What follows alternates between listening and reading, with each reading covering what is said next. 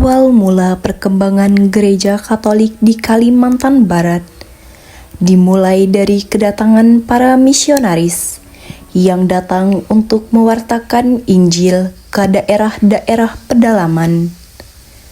Pada masa itu, kondisi wilayah masih sangat sulit dijangkau karena dipenuhi hutan, sungai, dan akses transportasi yang terbatas. Namun, para misionaris tetap memiliki semangat besar untuk melayani masyarakat hingga ke pelosok daerah. Selain mewartakan iman Katolik, para misionaris juga membantu masyarakat melalui pendidikan, pelayanan kesehatan, dan kehidupan sosial. Mereka berusaha memahami budaya masyarakat lokal, terutama masyarakat Dayak, sehingga gereja dapat diterima dengan baik oleh masyarakat setempat. Di wilayah Ella Hilir sendiri, awal mula umat Katolik dimulai dari komunitas kecil. Beberapa keluarga yang menerima ajaran Katolik dan berkumpul berdoa bersama. Pada waktu itu, belum ada gereja permanen, sehingga ibadat dilakukan di rumah-rumah warga atau bangunan sederhana. Walaupun fasilitas sangat terbatas, umat tetap memiliki semangat iman yang kuat. Seiring berjalannya waktu, jumlah umat semakin menambah dan mulai terbentuk stasi-stasi pelayanan di berbagai desa. Para pastor dan katekis harus menempuh perjalanan jauh, melewati jalan yang sulit, bahkan melalui sungai, demi melayani umat di kampung-kampung. Pengorbanan para pastor menjadi bagian penting dalam perkembangan gereja di Ella Hilir. Tokoh penting dalam sejarah gereja ini adalah Pastor Carlo Carianto, yang dikenal sebagai pastor pertama yang secara khusus melayani paroki Santo Petrus Ella Hilir. Selain beliau, ada juga Pastor Gross, CM, dan pastor-pastor lainnya yang membantu membangun dasar kehidupan gereja di wilayah tersebut. Karena perkembangan umat yang semakin besar, akhirnya pada tahun 1980, Ella Hilir resmi ditetapkan menjadi paroki Santo Petrus Ella Hilir sebagai hasil pemekaran dari paroki Santa Perawan Maria diangkat ke surga Nangapino. Penetapan ini menjadi langkah penting karena saat itu pelayanan pastoral menjadi lebih teratur dan lebih dekat dengan umat. Nama Santo Petrus dipilih sebagai pelindung paroki. Dalam gereja Katolik, Santo Petrus dikenal sebagai rasul utama dan pemimpin gereja perdana yang dipilih Yesus sebagai batu karang. Santo Petrus menjadi simbol iman, kesetiaan, dan semangat pelayanan. Karena itu, umat paroki Ella Hilir menjadikan Santo Petrus sebagai teladan dalam kehidupan sehari-hari. Hari ulang tahun paroki diperingati setiap tanggal 29 Juni, bertepatan dengan pesta Santo Petrus. Perkembangan gereja tidak hanya terlihat dari jumlah umat, tetapi juga dari pembangunan sarana gereja.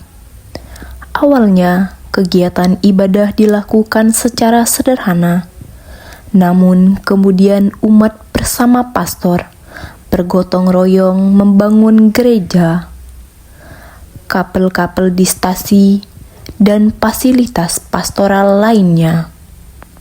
Hingga tahun 2012, sudah terdapat sekitar 23 kapel Katolik yang tersebar di berbagai desa di Ella Hilir. Hingga tahun 2026, perkembangan fisik gereja terus mengalami kemajuan. Gedung gereja diperbaiki, fasilitas pastoral ditambah, dan pelayanan umat semakin berkembang. Semua ini menuju semangat kebersamaan umat dalam membangun gereja. Dalam kehidupan menggereja, Paroki Santo Petrus Ella Hilir memiliki berbagai bidang pelayanan pastoral. Ada pelayanan liturgi, katekese, pembinaan iman, orang muda Katolik atau OMK, pelayanan keluarga, hingga kegiatan sosial kemasyarakatan. Umat awam juga memiliki peran penting sebagai katekis, pengurus stasi, pemimpin ibadat, dan pelayan gereja lainnya. Kaum muda Katolik juga aktif dalam kegiatan gereja seperti KOR, misdinar, pendalaman iman, rekoleksi, dan kegiatan sosial. Hal ini menunjukkan pentingnya agar generasi muda tetap mencintai gereja dan siap menjadi penerus kehidupan iman di masa depan. Selain pelayanan rohani, gereja juga hadir dalam kegiatan kehidupan sosial masyarakat. Gereja membantu masyarakat melalui kegiatan gotong royong, kunjungan kepada orang sakit, dan kegiatan sosial lainnya. Gereja juga menjaga hubungan baik dengan masyarakat yang berbeda suku dan agama, sehingga tercipta kehidupan yang damai dan harmonis. Walaupun terus berkembang, Paroki Santo Petrus Ella Hilir juga menghadapi berbagai tantangan. Tantangan tersebut antara lain kondisi geografis yang sulit, keterbatasan transportasi, perkembangan teknologi, dan tantangan kehidupan kaum muda di zaman sekarang. Namun, gereja terus berusaha menjawab tantangan itu melalui pembinaan iman dan kerjasama antara pastor dan umat. Kesimpulannya, sejarah Gereja Katolik Santo Petrus Ella Hilir merupakan perjalanan iman yang panjang dan penuh perjuangan. Dari komunitas kecil yang sederhana, gereja berkembang menjadi paroki yang aktif dan menjadi pusat kehidupan iman Katolik di Ella Hilir. Semangat para misionaris, pastor, dan umat menjadi kekuatan utama dalam perkembangan gereja hingga saat ini.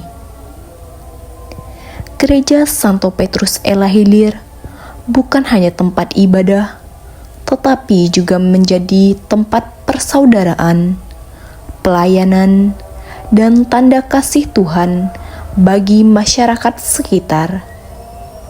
Semoga sejarah gereja ini menjadi inspirasi bagi umat untuk terus menjaga iman, persaudaraan, dan semangat pelayanan di masa depan.